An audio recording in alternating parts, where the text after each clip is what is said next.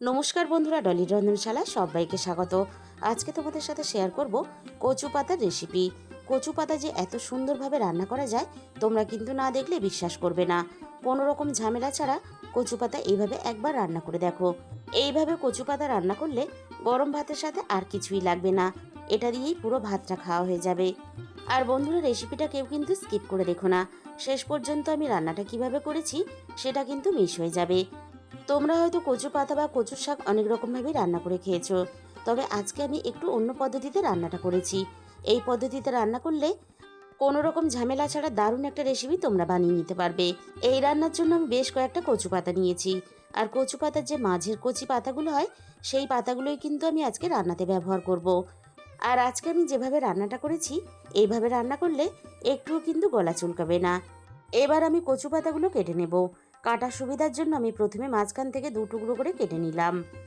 এই রেসিপিটা খেতে ভালো হলেও অনেকেই কিন্তু বানাতে চায় না বাটাবাটির ঝামেলার জন্য। আমি যেভাবে কচু পাতাগুলো কাটছি এইভাবে যদি কেটে নাও তাহলে কিন্তু কোনো রকমের ঝামেলা থাকবে না। যতটা সম্ভব ঝিরিঝিরি করে কাটা যায় আমি ঠিক সেইভাবেই কিন্তু কচু পাতাগুলো কেটে নেব। আমি যেভাবে কাটছি এইভাবে কেটে নিলে তাহলে কিন্তু কোনো রকম বাটাবাটির ঝামেলা থাকবে না।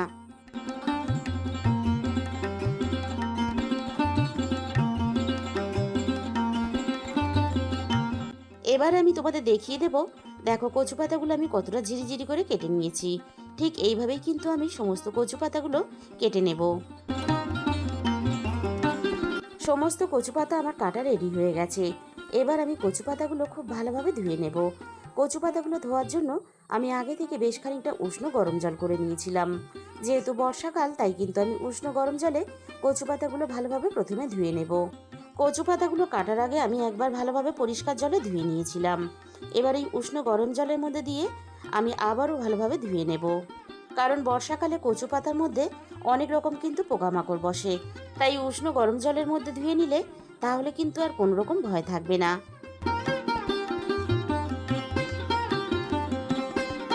কচু পাতাগুলো আমি ভালোভাবে ধুয়ে নিয়েছি। এবার আমি কচু পাতাগুলো ভালোভাবে জল ঝরিয়ে নেব। তাহলে চলো রান্নাটা আমি কিভাবে করেছি এবার সেটা দেখে নেওয়া যাক। প্রথমে আমি কড়াইয়ের মধ্যে প্রয়োজন মতো তেল দিয়ে দিলাম। আর এই রান্নাটা কিন্তু সর্ষের তেলে করবে। সর্ষের তেলে রান্নাটা করলে তাহলে রান্নার স্বাদ কিন্তু অনেক বেশি ভালো হবে। তেলটা আমি ভালোভাবে প্রথমে গরম করে নিলাম। এবার আমি কয়েকটা শুকনো লঙ্কা ভেজে নেব। এখানে আমি ঝালের জন্য 3টে শুকনো লঙ্কা ব্যবহার করলাম। তোমরা কিন্তু যে যেমন ঝাল খেতে পছন্দ করো সেই হিসাব করে শুকনো লঙ্কার পরিমাণটা বাড়িয়ে নেবে বা কমিয়ে নেবে। লঙ্কাগুলো আমি দেখো বেশ লালচে রং ধরিয়ে বেশ মুচমুচে করে ভেজে নিলাম। এবার আমি সমস্ত ভাজা শুকনো লঙ্কাগুলো কড়াই থেকে নামিয়ে নেব। এবার আমি এই তেলের মধ্যে 8-10 কোয়ার মতো রসুন দিয়ে দিলাম। রসুনের সাথেই আমি এখানে বেশ কিছুটা পেঁয়াজ কুচি দিয়ে দেব। আমি এখানে মাঝারি সাইজের 3টে পেঁয়াজ কুচি ব্যবহার করেছি। এবার আমি পেঁয়াজের সাথে হাফ চামচ কালো জিরে দিয়ে দেব। কালো জিরে দিলে তাহলে রান্নার গন্ধটা খুব ভালো আসবে। এবার আমি সব কিছু একসাথে নাড়াচাড়া করে বেশ ভালোভাবে ভেজে নেব।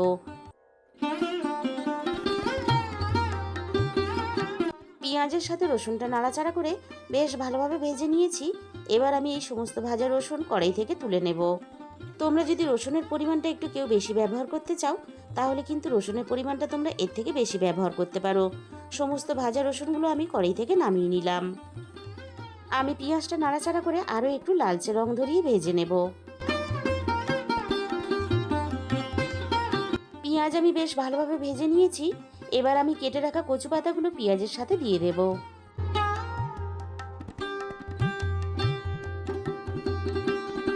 সমস্ত কচু পাতা আমি কড়াইয়ের মধ্যে দিয়ে দিয়েছি। এবার আমি এখানে রান্নার স্বাদ মতো লবণ দিয়ে দেব। এবার আমি কচু পাতাগুলো উল্টে পাল্টে এইভাবে নাড়াচাড়া করে পেঁয়াজের সাথে বেশ ভালোভাবে মিশিয়ে দেব।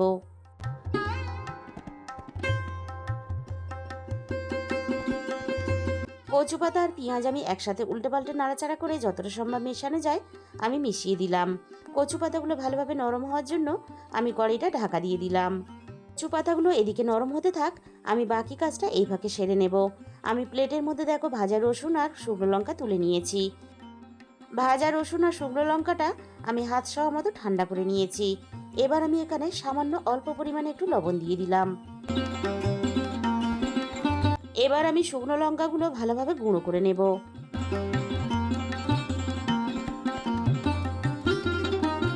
লঙ্কাগুলো যতটা সম্ভব গুঁড়ো করে নেওয়া যায় আমি গুঁড়ো করে নিলাম।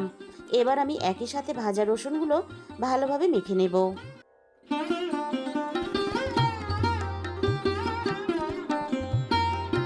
শুকনো লঙ্কা আর রসুন আমি একসাথে বেশ ভালোভাবে মেখে নিলাম। এবার এটাকে একটা সাইডে রেখে দেব। আবারও আমি রান্নার দিকে চলে এসেছি। কড়াই থেকে আমি ঢাকাটাকে সরিয়ে নিলাম। কচু পাতাগুলো বেশ ভালোভাবে নরম হয়ে গেছে আর কচু পাতা থেকে হালকা জলও ছেড়ে দিয়েছে। এবার আমি কচু পাতাগুলো এভাবে অনবরত নাড়াচাড়া করে বেশ ভালোভাবে ভেজে নেব। আর তার সাথে সাথে আমি জলটাও কিন্তু টানিয়ে নেব। আর দেখো, কচু পাতাগুলো ঝিরিঝিরি করে কেটে নেওয়ার জন্য কচু পাতাগুলো বেশ সুন্দরভাবে নরম হয়ে গেছে। আমি এখানে হলুদ গুঁড়ো ব্যবহার করব না, তোমরা চাইলে কিন্তু অল্প একটু হলুদ গুঁড়োও ব্যবহার করতে পারো। 6-7 মিনিটের মতো আমি কচু পাতাগুলো নাড়াচাড়া করে ভেজে নিয়েছি। আমি এবার অনবরত এইভাবে নাড়াচাড়া করতে থাকবো আর খুন্তি দিয়ে এইভাবে একটু ঘেঁটে দেব। আর রান্নার মধ্যে যতক্ষণ না শুকনো ভাব আসে ততক্ষণই কিন্তু আমি রান্নাটা করতে থাকবো। এবার আমি দেখো একটা হাতার সাহায্যে এইভাবে কচু পাতাগুলো ঘেঁটে দেব। এইভাবে হাতার সাহায্যে ঘেঁটে দিলে তাহলে কিন্তু আর বাড়তে লাগবে না, সুন্দরভাবে কিন্তু বাটার মতনই হয়ে যাবে। দেখতেই পাচ্ছ কচু পাতাগুলো খুব সুন্দরভাবে কিন্তু বাটার মতন আমরা রেডি করে নিলাম।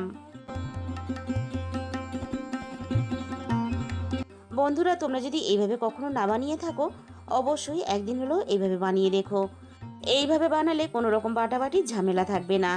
এবার আমি এখানে বেশ খানিকটা দিয়ে দেব পাতিলেবুর রস।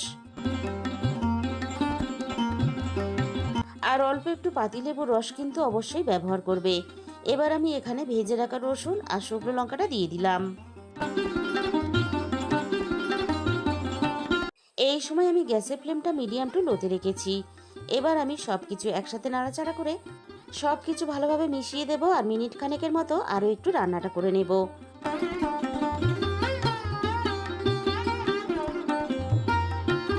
রান্নাটা আমি দেখো বেশ শুকনো শুকনো করে নিয়েছি। বন্ধুরা, তোমরা একদিন হলেও এইভাবে বানিয়ে দেখো, গরম ভাতের সাথে জাস্ট খেতে অসাধারণ লাগে। তাহলে বন্ধুরা, আজকের এই রেসিপিটা ভালো লাগলে ভিডিওতে একটা লাইক করে দিও আর নিজেদের বন্ধুদের মধ্যে শেয়ার করে দিও আর কমেন্টের মাধ্যমে জানিও তোমাদের কেমন লাগলো। আর যে সমস্ত নতুন বন্ধুরা এখনো পর্যন্ত আমার চ্যানেলটা সাবস্ক্রাইব করনি, এরকম নতুন ঘরোয়া সহজ রেসিপি পেতে আমার চ্যানেলটা সাবস্ক্রাইব করে আমার পাশে থাকার অনুরোধ রইল।